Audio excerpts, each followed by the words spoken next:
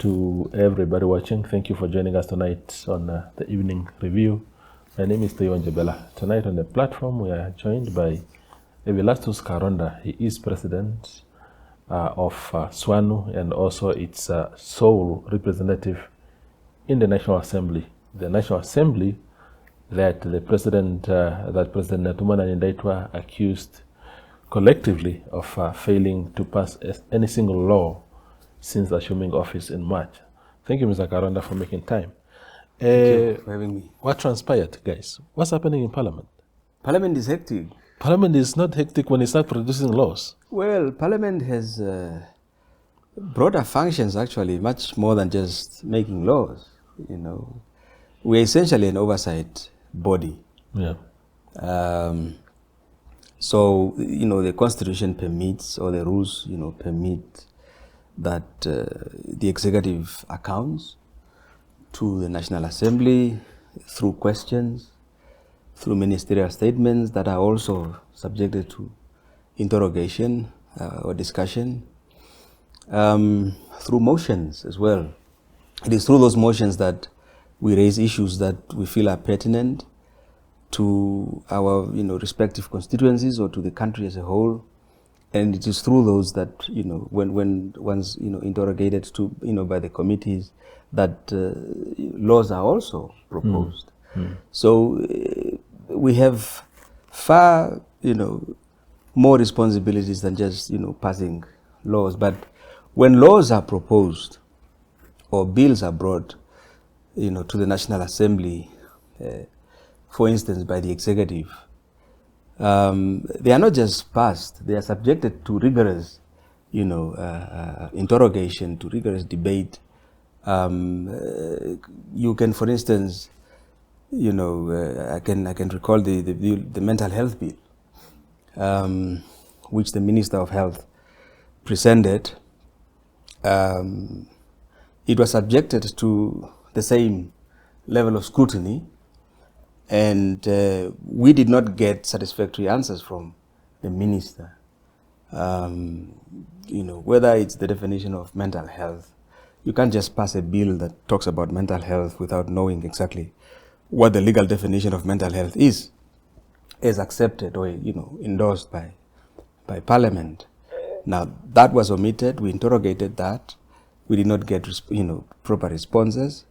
But that again, you know, would still come when we resume debate, you know, the National Assembly sessions in Feb of 2026. The bill by the Honorable Minister of Defense, I'm not too sure now if he's Minister also of Mines and Energy, interim or otherwise, but he presented that bill, I think, in his capacity as the Minister or Acting Minister of Mines and Industry.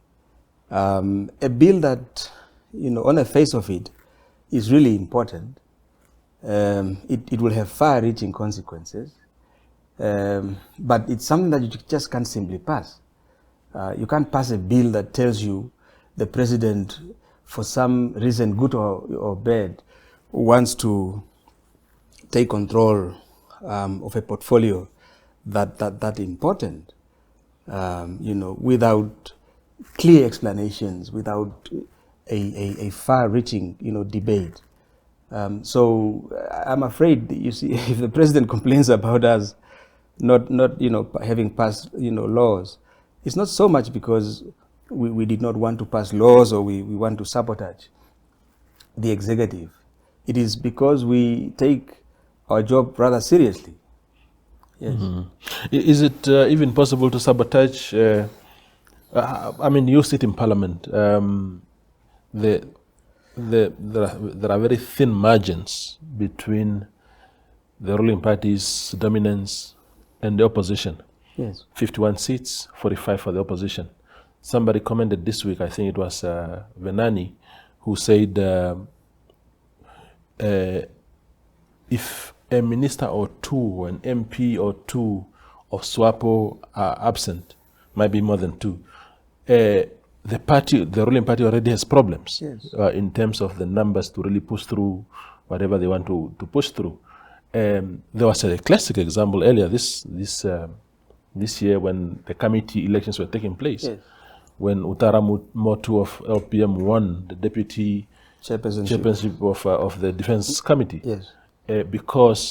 Partially because Waheka Herunga of Swapo was absent, and he was part of that committee or something like that. Do you see those dynamics on a daily basis? Yeah, those dynamics, I think, will help redefine, our parliamentary democratic architecture.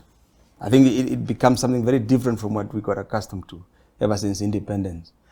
I see SWAPO struggling internally with its own issues, even to get its parliamentarians toe a specific line. I don't think that will be coming very easily. One doesn't know the internal dynamics, but you can see them, playing out on the floor of the National Assembly. Now, again, also, you must remember that some colleagues within, the party or within SWAPO may have had hopes of being appointed, to ministerial, portfolios, but that didn't happen. And then there are good colleagues in the House who would actually make good ministers, but they were not, drawn in. That, I think, also may speak to the kinds of issues that you just referred to.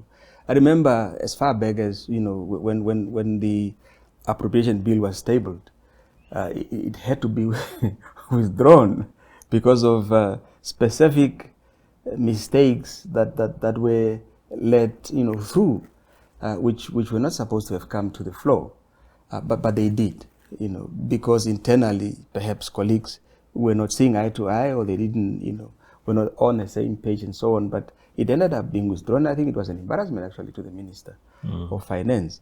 So it is true that those dynamics, would come out to play. And I think if SWAPO does not accept that it no longer commands that majority, it will definitely, face serious problems and pushbacks, because I don't see us, on the aisle, on the side of the opposition, just agreeing to anything that SWAPO brings. There will be a lot of back and forth. Yeah, that's for sure.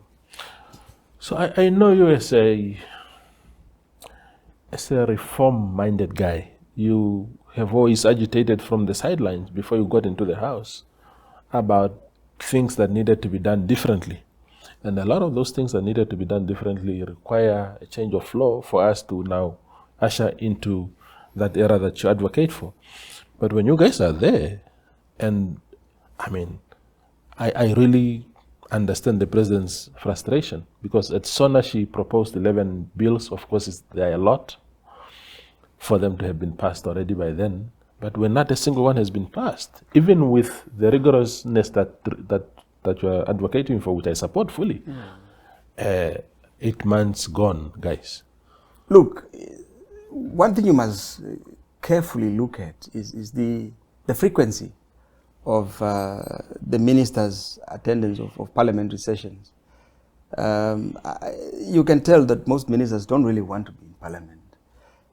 They see parliament as something that they can do without, if they had the chance or choice. Minister, for instance, Sankwaza presented an amendment bill on the, I think, Regional Authorities Act.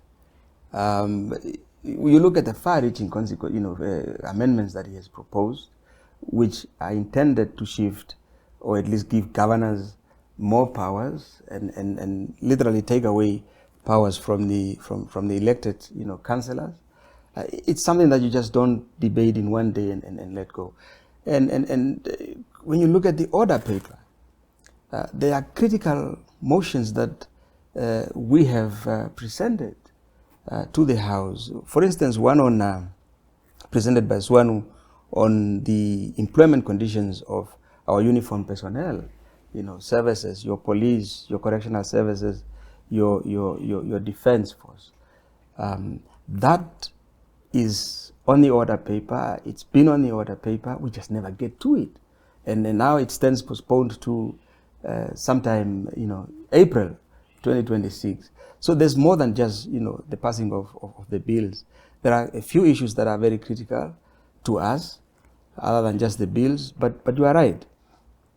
In order for us to get moving, we've got to consider, the lawmaking aspect of the National Assembly as critical and pass the bills. But that is happening. It's just not happening at the pace that perhaps the president wishes. But we are not here to really live up to her expectations or wishes. Yeah. Yes. The administration of sessions. What is your take? We saw some heavy-handedness episodes there. Yeah, I think there's a lot of, I don't know, it's a novelty. Yeah, I think it's a new territory for the speaker. You can tell she's trying to navigate through that process.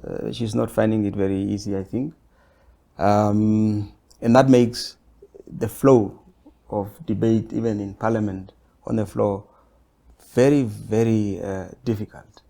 Very difficult. The committee administration of the standing committees, you can see that not all committees are fully functional.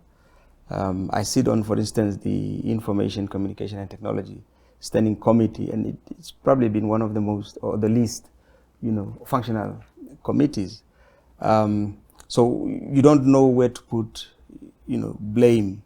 But if Parliament sits only from Tuesdays to Thursdays, I don't know how much work one can get done within those 4 days per week. And it's not as if you sit on Tuesday, in the morning right through to the afternoon. We start our sessions at 2:30, sometimes very much close to 3 o'clock in the afternoon, and have to knock off at a quarter to 6. That's very little time to get busy and get things done.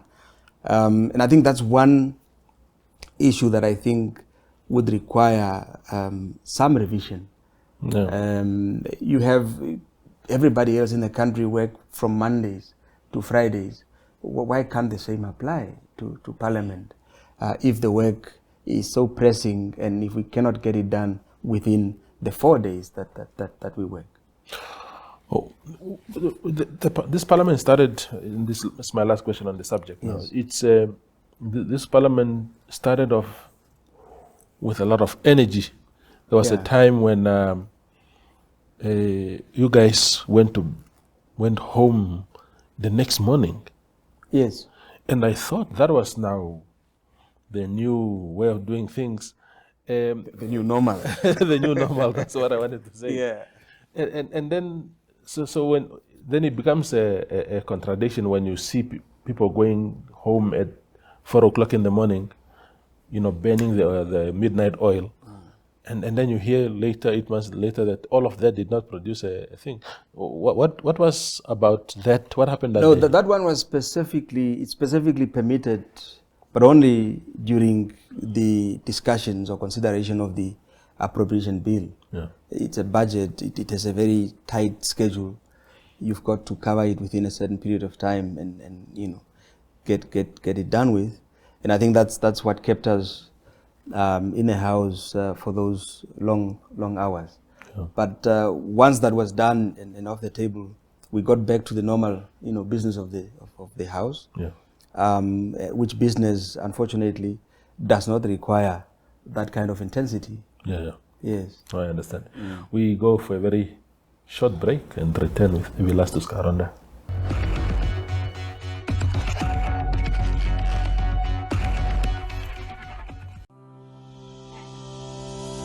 Democracy thrives through participation, and we all want a thriving democracy, don't we? Let's all contribute to a thriving democracy by being active participants and voting in the upcoming regional council and local authority elections on 26 November 2025. Let's play our part. Get involved. Put your voice in the box.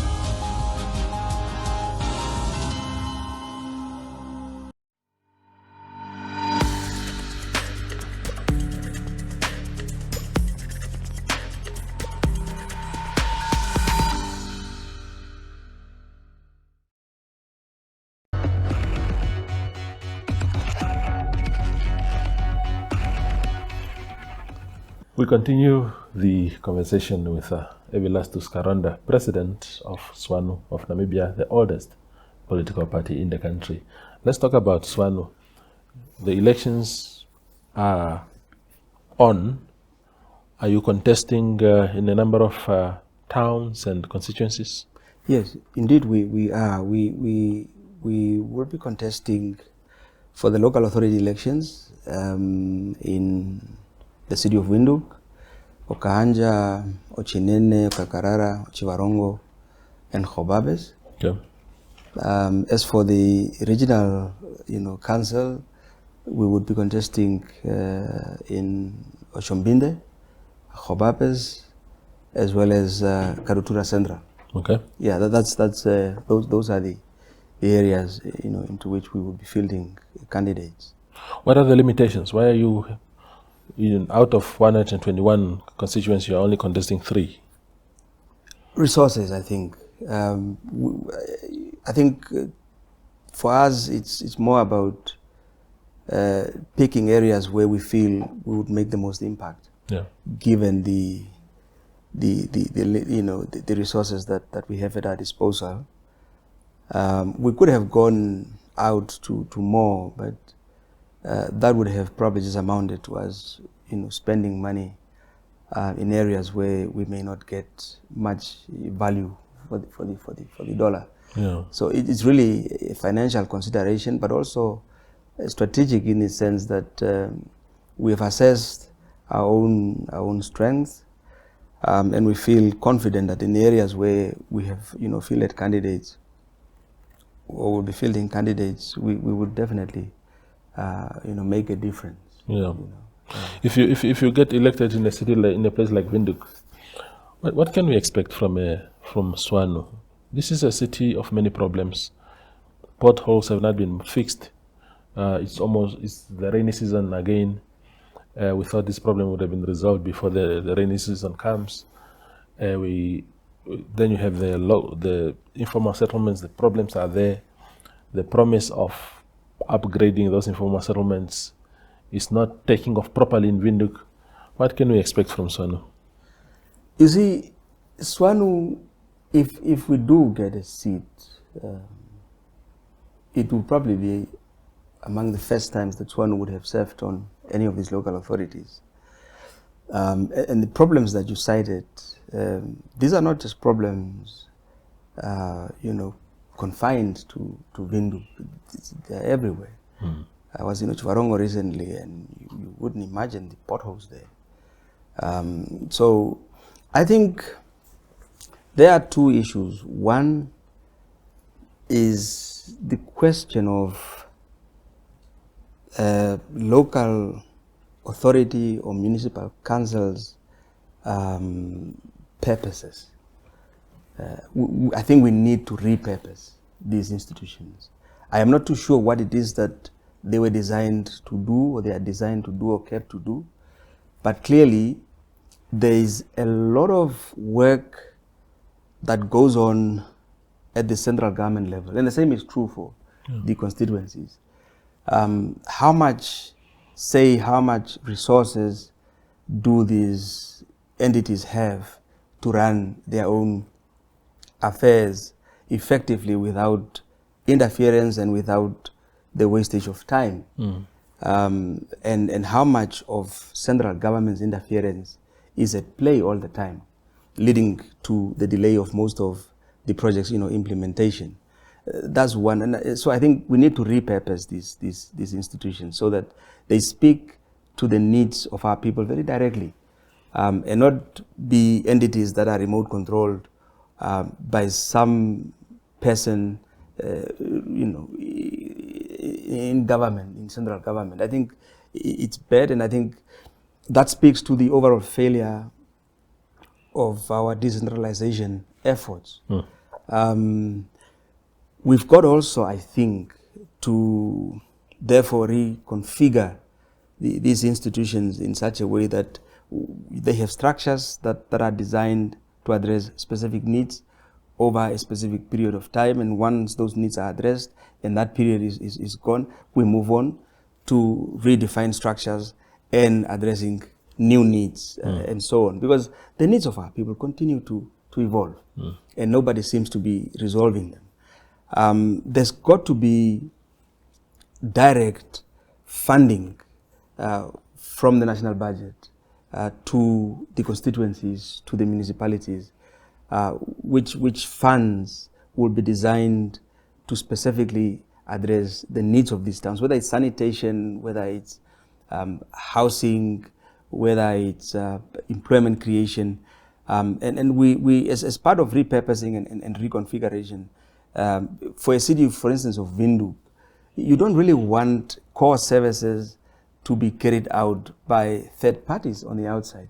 You would want all of these services to be insourced, so that people can have, better or improved employment conditions comparable to those who work or are employed directly by the city of Windhoek, which is something that we have never seen ever since the outsourcing exercise, was commenced.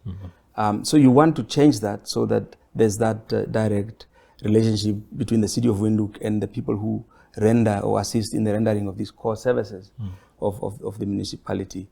We also feel that there must be a constant synergy between what goes on in towns and what goes on in rural Namibia. Yeah. Because the problem of urban, the so-called urban housing crisis, would not actually be there if there were constant measures and programs in place to create improved living conditions in rural Namibia. Because people come to the town centers in the hope of finding jobs, finding better living conditions, but what they do come to find is a replication of the very same conditions from which they had hoped, to escape.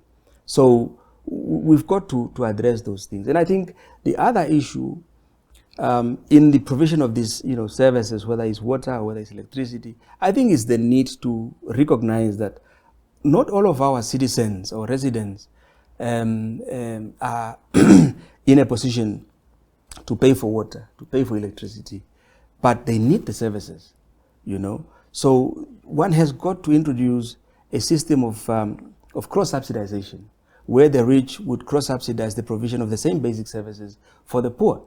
But then you allow also then the poor families, every household, per person to receive a certain amount of leaders subsidized by the state, because it doesn't help that now that the municipalities or government no longer sends out people to go and disconnect the supply of water or electricity, they only now have introduced, prepaid water meters or electricity meters, and therefore nobody bothers, So the fact that you are poor and now you disconnect your own supply of water by virtue of your inability to pay does not in any way excuse the government or absolve it of its responsibility to take care of its citizens, especially those that are needy. And there's no point also of paying social grants to old age Namibians and the vulnerable Namibians, and yet you are the first to disconnect their water supply, as if you somehow think that these people can now afford to pay for those services. So that's what Swanu wishes to do. That's what Swanu wishes to push for. And I think there cannot be a reason why Namibians anywhere in the country cannot have a fully serviced piece of land serviced for them by their government anywhere they want in the country. And there should also be no difference between the value of your piece of land in Windhoek from the value of your piece of land in Okangwati, in Kachinakachi, or in Gweze. These things must have the same value in commercial transactions, so that our people can untap, can tap into those values and benefit from them. So this is what I think Swanu wishes to bring forth. I don't think anyone in this country would disagree with us that it is indignifying, it is humiliating to see Namibians use open air or the bush, as it were, for toilet, 35, 36 years into independence. I think that's something that is inexcusable, and it's something that can be done and resolved without much, need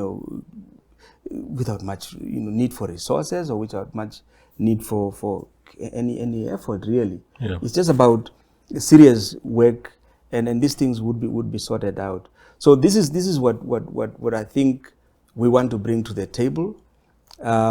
We feel strongly that if we run out of time. Yes, as part of our new things that we may want to bring in, but this require legislative change, is the introduction of a constituency development fund that would be the driving force behind development at the very grassroots level. Yeah. And without that, you can never see any change or improvement in the welfare of our people. Absolutely. Yes. Chief, thank you for coming, man. Thank you, Pur. Yeah. Thank you. That is Evilastus Kaaronda. He is president of Swanu of Namibia. They are going to contest in some constituencies and local authorities, and that was their message to the voters. Thank you for watching. Thank you.